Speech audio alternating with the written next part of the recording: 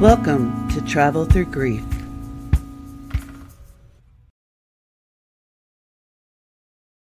Until we saw them displayed across a colorful page.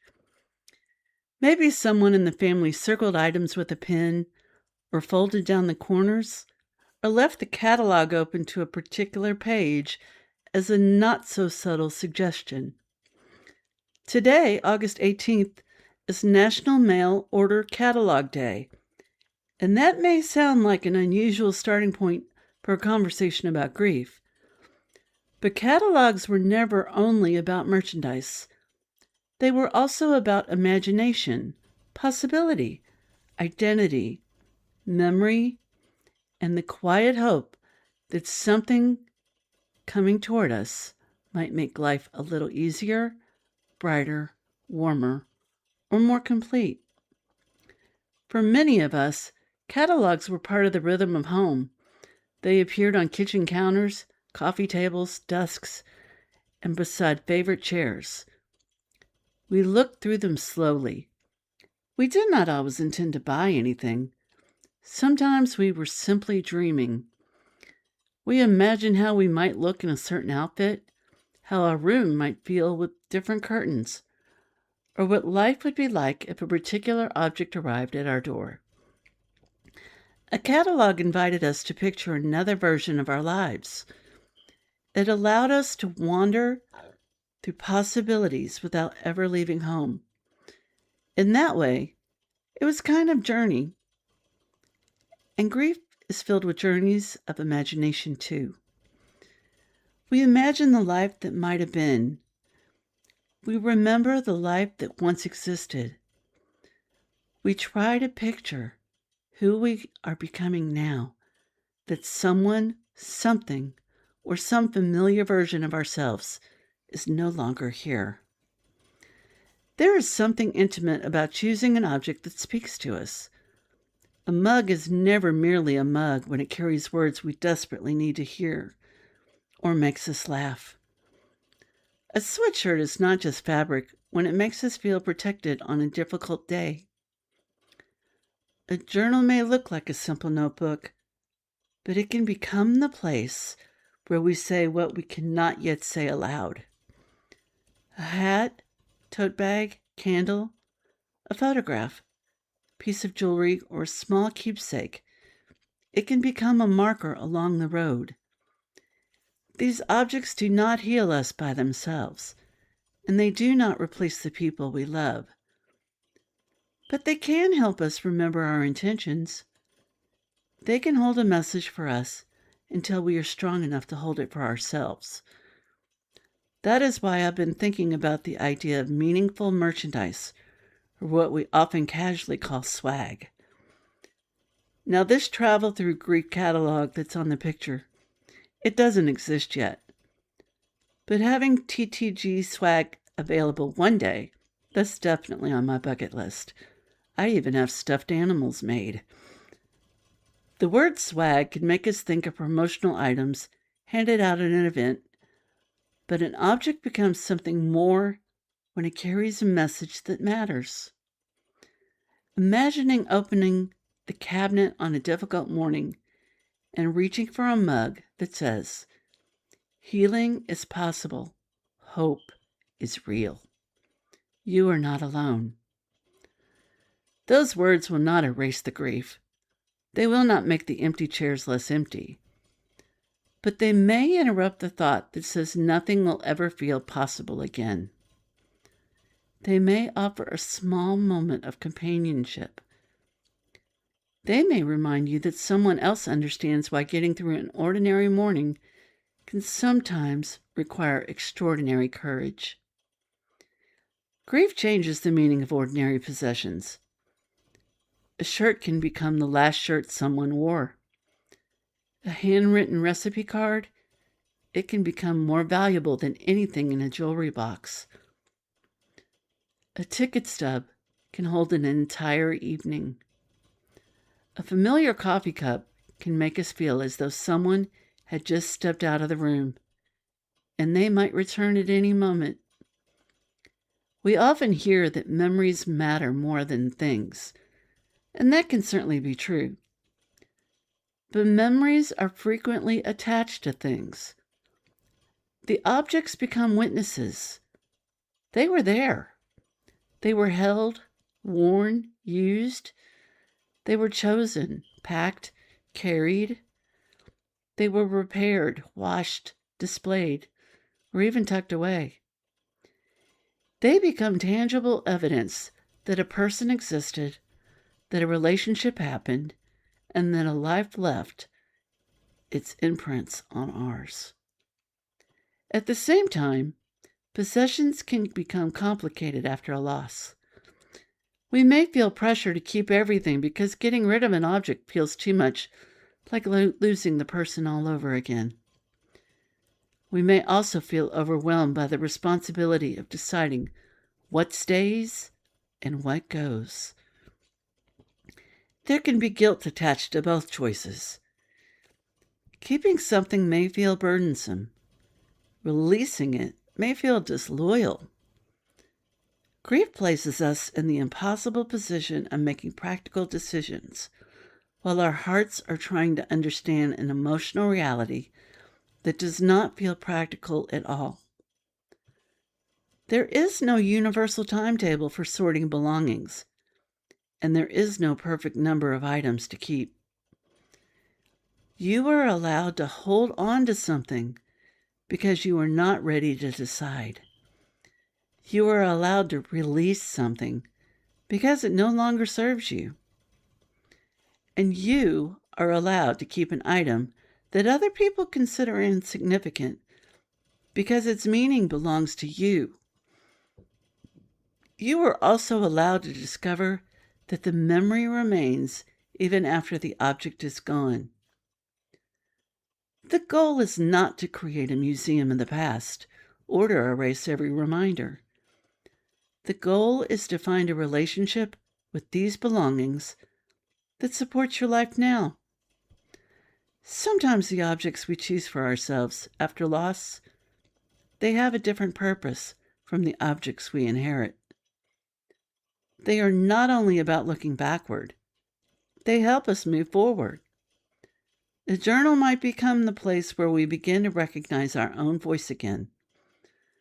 A simple tote bag might accompany us to support group, therapy session, class, airport, a retreat, or a new adventure. And a hoodie, it might become what we wrap around ourselves on the days when the world feels cold. A piece of art might remind us that there is still beauty in the room, and a candle may mark time, create ritual, or help us pause long enough to breathe. These items can become what I think of as emotional signposts. They quietly say, remember what you are learning. Remember what you have survived. Remember where you are going. We all need signposts because grief can make the road confusing. Some days we feel as though we are making progress, and other days we seem to be standing in the exact place where we began. A reminder on a desk, a phrase on a wall, or a symbol worn close to the body can help us reconnect with the truth that healing is not measured by whether we still feel pain. Healing is often measured by the growing ability to carry both love and pain while continuing to live. The lighthouse has become an important symbol for Travel Thru Grief because a lighthouse does not eliminate the storm. It does not calm every wave or remove every dangerous rock. It offers direction. It provides a point of reference. It says there is land and there is a way through. And there is light, even when the person navigating cannot yet see the entire path. A lighthouse does not drag the ship to shore. It helps the traveler find the next safe movement. That is often what we need in grief. Not a demand to see the whole future, but enough light to take the next step. When we wear or display a symbol like that, we are doing more than representing a brand. We are wearing our journey. We are saying that grief is part of our story, But it is not the only part. We are saying that we are still searching for hope, still learning, becoming, and still willing to believe that there may be life waiting for us. We may also be giving silent permission to someone else. Another person might see the message and realize they are not the only one carrying something so heavy. Grief can be isolating, partly because it is invisible. We may look perfectly functional while feeling completely changed inside. People may see us grocery shopping or working or driving or attending church, answering messages or making dinner. They just assume we're doing fine. They do not see the memories that followed us into the store. They do not hear the conversation we are still having in our minds. They do not know that a song came on in the car and took us back 10 years in 3 seconds. They do not know that getting dressed required more emotional energy than it appears. Because a meaningful message on a shirt or a mug or cap or journal or tote, it cannot tell the whole story, but it can open a door.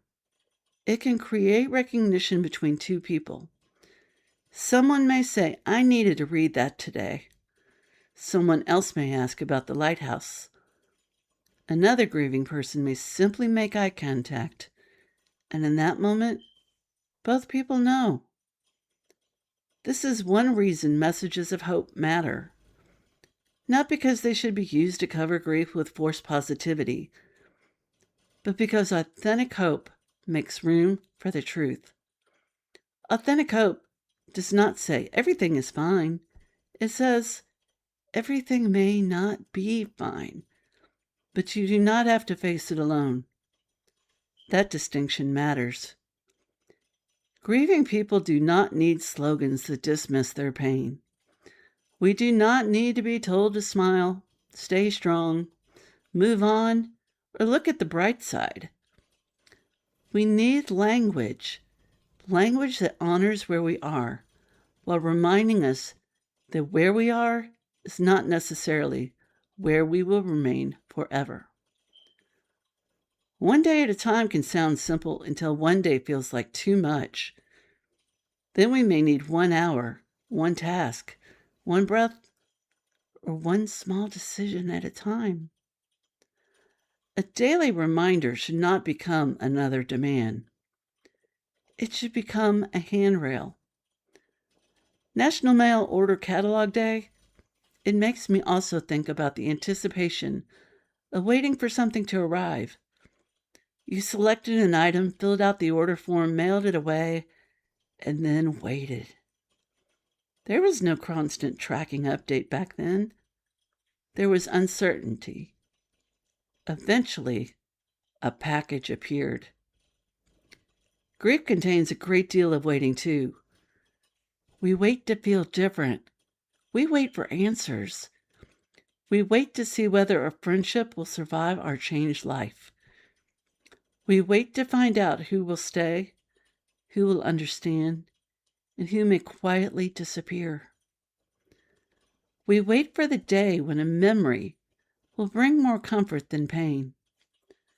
We wait for interest, energy, confidence, or purpose to return. The hard part is that healing does not arrive in one neatly wrapped package. There is no single delivery that completes the process. Healing arrives in pieces. It may come through a conversation, a dream, a walk, a class, a prayer, a song, a good meal, an unexpected laugh, a supportive community, or even a boundary finally spoken, or that new opportunity that does not require us to abandon the past in order to accept it. Healing can arrive so quietly that we do not recognize it at first. One day we realize we handled something that would have overwhelmed us 6 months earlier. One day we hear ourselves making plans. One day we look forward to an event without immediately feeling guilty for wanting to enjoy it. Perhaps that is what our personal catalog of healing contains. It is filled with options, but not every item belongs in every person's journey. One person may find comfort in journaling, while another does not want to write at all. One person may need solitude, while another, they need frequent connection. One may want to keep photographs everywhere, while another needs to put them away for a while. And one person may wear their loved one's clothing, while another may just donate it. We can offer ideas and tools and reminders and resources, but each person must choose what fits. You do not have to order everything from the healing catalog. You do not have to try every practice or read every book or join every group or explain every emotion. You are allowed to begin with one thing. Maybe it is drinking water from a cup that reminds you to take care of yourself. Maybe it is placing a notebook beside the bed for the thoughts that arrive in the middle of the night. Maybe it is carrying a tote that says something you are not ready to say out loud. And maybe it is wearing a sweatshirt that feels like protection. Maybe it is simply choosing one object in your home and deciding that it represents hope. We often underestimate the power of ritual and repetition. When we see the same meaningful phrase each morning, it can gradually become part of our inner language. At first, healing is possible. It may feel like something written for other people. Eventually, we may begin to wonder whether it could also apply to us. At first, you are not alone. That may feel impossible, because the person we most beside us, they're gone. Over time, we may discover that companionship can take new forms without replacing the relationship we lost. And the purpose of Travel Thru Grief has never been to rush anyone toward a finish line. There is no prize for grieving quickly, quietly, or neatly. The mission of TTG is just to help people find their way through the changing landscape and to offer you language for experiences that can feel impossible to explain, and to remind each traveler that grief and hope, it can occupy the same heart. We can miss someone and still laugh. We can honor the past and build a future. We can carry sorrow and experience beauty. And we can feel lost and still take a step. So on this National Mail Order Catalog Day, I invite you to think about the messages you are ordering for your own life. What words do you need delivered to your heart? What reminder would you place on a mug or a shirt or a journal or a mirror or a card tucked inside your wallet? Would it say you've survived hard days before? Would it say rest is not failure? Would it say you are allowed to begin again? Would it say love does not end when a life ends? Or perhaps it would simply say, keep going. Choose the message that feels true enough to hold today. It does not have to answer every question. It only needs to offer a little light. Wear your journey. Share your light. Inspire hope. Not by pretending grief is easy, but by showing that we can continue with tenderness, courage, honesty, and love. We are not selling our pain. We are giving it language. We are not turning grief into a slogan. We are creating reminders that help us return to ourselves. And perhaps every meaningful object can become a small lighthouse. It stands quietly in the room. It does not chase us or pressure us. It simply waits until we need to look toward it. Then it offers the same message again. Healing is possible. Hope is real. You are not alone. There is a way through. This is Travel Thru Grief. Thank you for walking this road with me, for supporting the mission, and for helping spread hope to others who may be searching for their light. And until next time, take care of yourself, honor the journey you have traveled, and remember, the next step does not have to be large. It only has to be yours. If this episode connected with you, I'd love for you to follow our podcast, leave a review, or share it with someone who may need it.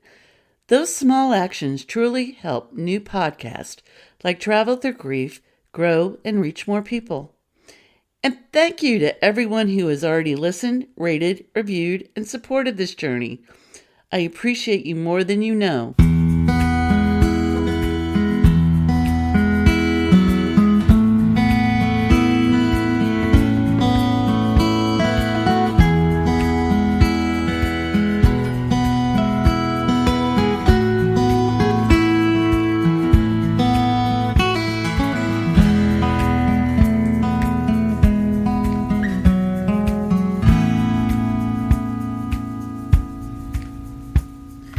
Until next time, keep finding your way forward.